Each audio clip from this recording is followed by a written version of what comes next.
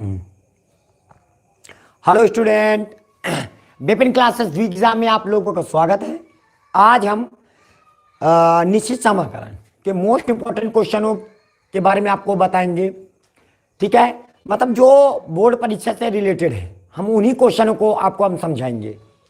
और ये question 8 number के बोर्ड परीक्षा में आते ही आते हैं बहुत ही आसान तरीके से, बहुत ही सहज भाषा में, बहुत ही सरल तरीके से आपको समझाने की कोशिश करेंगे।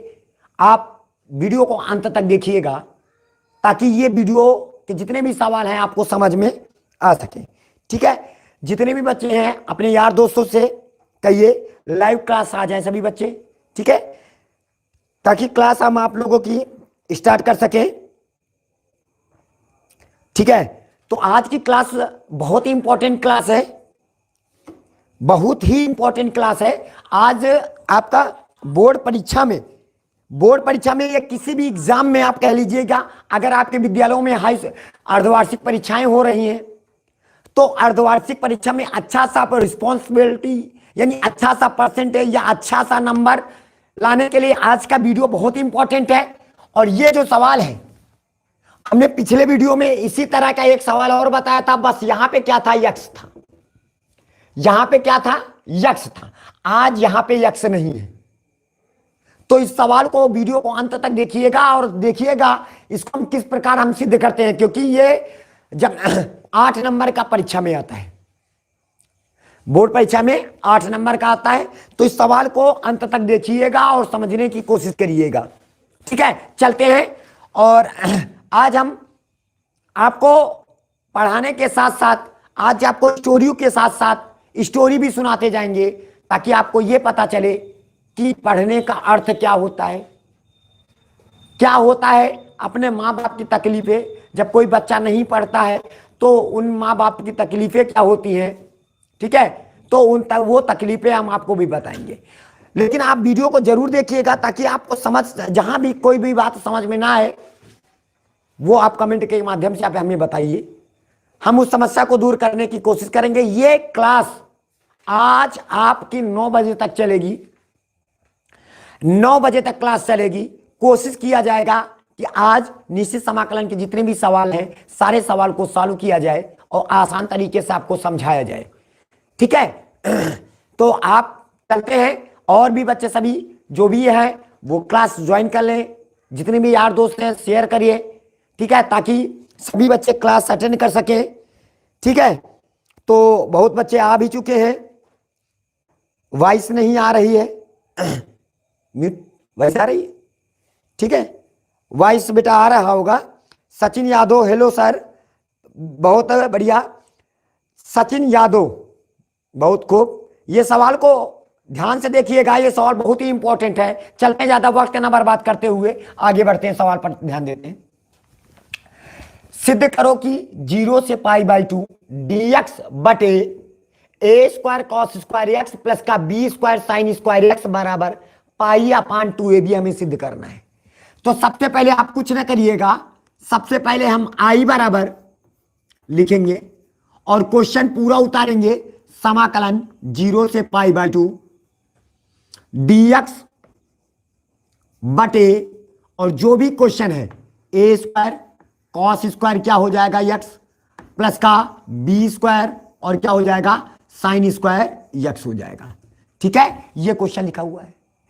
सबसे पहला काम क्या करेंगे हम, कॉस स्क्वायर एक्स और साइन स्क्वायर एक्स जब भी लिखे हो तो वहां पे आप क्या करिए, सरल भाषा में आप कॉस स्क्वायर एक्स को कॉमन कर लीजिएगा। तो आई बराबर आपके पास हो जाएगा समाकलन 0 से π/2 dx पूरे के बटे, यहां से इन दोनों के पास से नीचे से कॉस स्क्वायर एक्स को कॉमन कर लेंगे। बहुत बच्चे बोलते होंगे सर इसमें तो 2 पद हैं, एक पहला पद ये और दूसरा पद ये। पद क्या होते हैं, जब बीच में प्लस और माइनस आ जाते हैं तो पद अलग हो जाते हैं, पहला पद और बीच में प्लस आ गया दूसरा पद। इसमें तो कॉस स्क्वायर एक्स कॉमन हो रहा है, लेकिन इसमें कॉस स्क्वायर एक्स कॉमन नहीं हो रहा है। कोई बात नहीं बेटा, ध्यान से समझिएगा। कॉस स्क्वायर एक्स से ऊपर गुणा कर दोगे और कॉस स्क्वायर एक्स से नीचे गुणा कर दोगे तो सवाल में कोई परिवर्तन तो आने वाला नहीं है। तो हम ऊपर से कॉस स्क्वायर एक्स को कॉमन कर लेंगे। तो हमने कॉस स्क्वायर एक्स को क्या कर लिया, कॉमन कर लिया। तो हमारे पास बचा क्या, इधर से कॉस स्क्वायर एक्स निकल गया तो इधर क्या बचा हमारे पास ए स्क्वायर प्लस का ये हमारे पास बी स्क्वायर हो गया और ऊपर से कॉस स्क्वायर एक्स निकल गया तो साइन स्क्वायर एक्स बटे कॉस स्क्वायर एक्स बराबर क्या हो जाएगा tan स्क्वायर एक्स। सभी बच्चों को समझ में आया? सभी बच्चों को समझ में आ गया होगा। ठीक है, ये हो गया। अब उसके बाद हम यहां पे आते हैं तो आई बराबर यहां पे क्या हो जाएगा समाकलन 0 से π/2 हो जाएगा, 0 से π/2। ठीक है, और इधर तो हमारे पास हो जाएगा dx बटे, अब एक चीज यहां से ध्यान दीजिएगा थोड़ा सारा, 1/cos स्क्वायर एक्स, ऊपर क्या लिखा है 1/cos स्क्वायर एक्स बराबर क्या होता है सेक स्क्वायर एक्स होता है और ये हो जाएगा dx बटे, और a स्क्वायर लिखा है तो हम a का होल स्क्वायर बना सकते हैं प्लस का b square tan square x लिखा है तो क्या हम b tan x का होल स्क्वायर नहीं बना सकते हैं? ये कर दिया। अब जरा देखिएगा अगर हम b tan x को मान लेंगे तो सेक स्क्वायर एक्स dx मिल जाएगा, तो इसको अगर मानेंगे तो ऊपर वाले से पूरी तरह से खत्म हो जाएगा और हमारा फार्मूला बनके तैयार हो जाएगा। कौन सा फार्मूला बनके तैयार होगा वो हम आपको बताएंगे, कौन सा फार्मूला बनके तैयार होगा।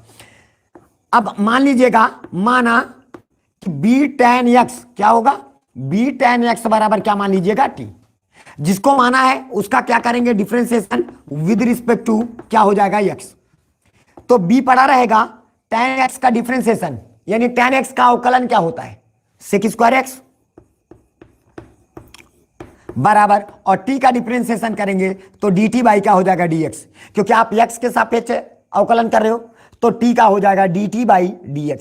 dx लपक के ऊपर चपक जाएगा, ये dx ऊपर आ जाएगा, इस ससुरा लात मारेगा b नीचे आ जाएगा, तो यहां पे क्या हो जाएगा सेक स्क्वायर एक्स dx बराबर dt बाई क्या हो जाएगा b। बहुत ही इंपॉर्टेंट क्वेश्चन है ये, बहुत ही इंपॉर्टेंट क्वेश्चन है, बहुत ही इंपॉर्टेंट क्वेश्चन। देखिएगा अब हमारे पास सेक स्क्वायर एक्स dx बराबर dt बाई b। क्वेश्चन में आ जाते हैं, आई बराबर यहां पे लिखा बराबर का सिंबल लगा दिया। अब देखिएगा sec square x dx, sec square x dx बराबर क्या हो जाएगा dt बाई b।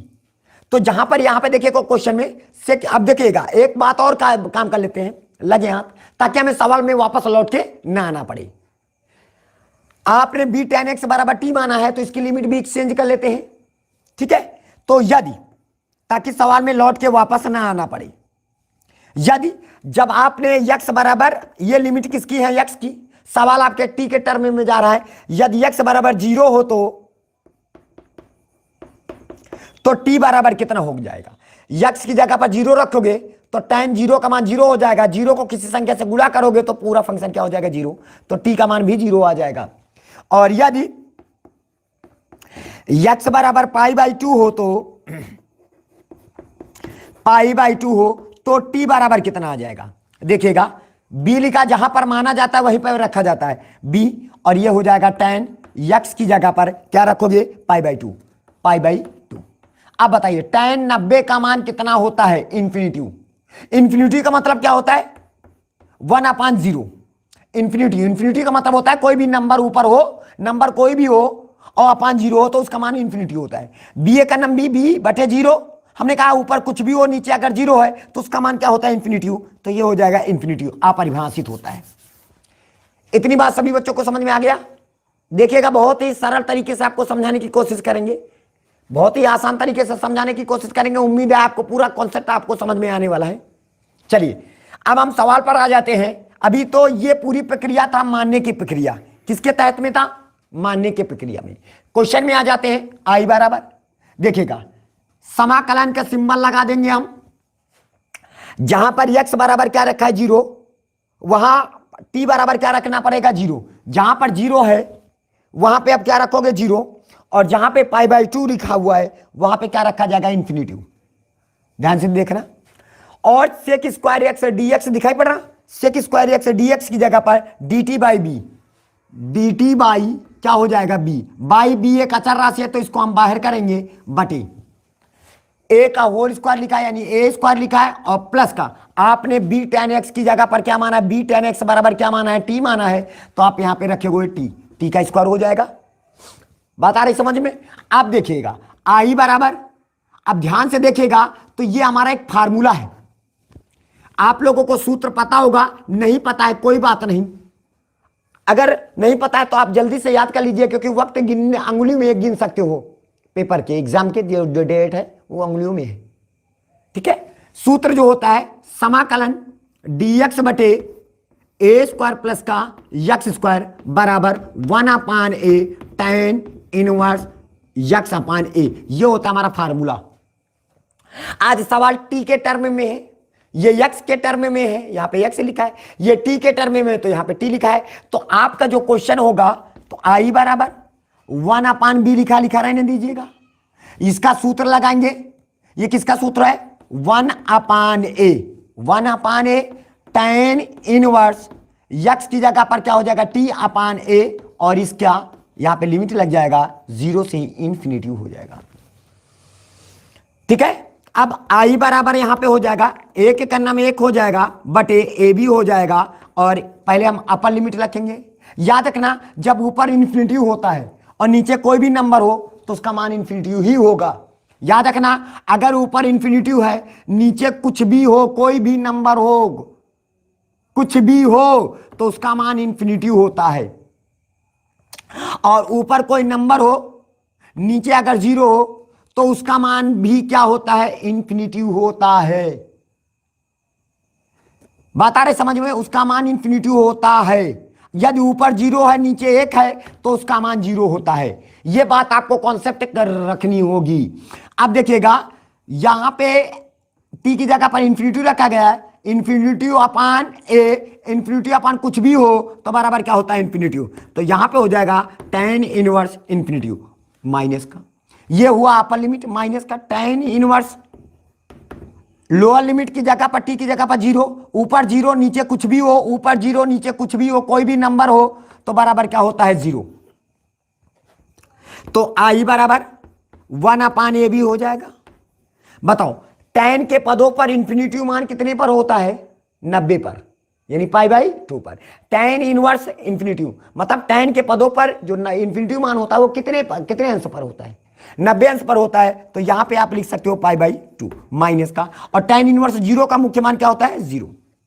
तो आपने देखा, तो जब इसको गुणा करेंगे, यहां पे लिख लेते हैं, नीचे लिख लेते हैं पाई का नाम पाई और 200 इनको गुणा करेंगे तो आई बराबर पाई अपान क्या हो जाएगा? 2ab। देखिएगा जो हमें सिद्ध करना था हमने देखो कितने आसानी से आपको सिद्ध करके दिखा दिया।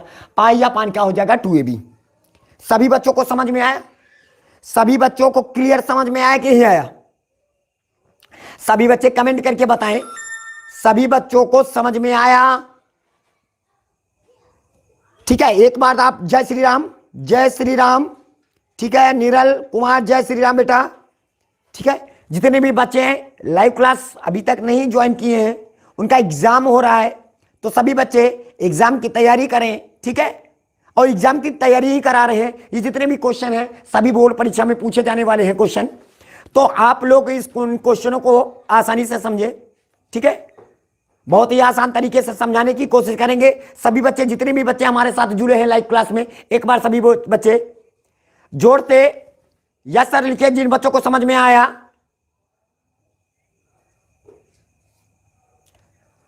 एक बच्चे ने बहुत अच्छा जवाब लिखा, बहुत तगड़ा गुरु पढ़ाते हैं गुरुजी।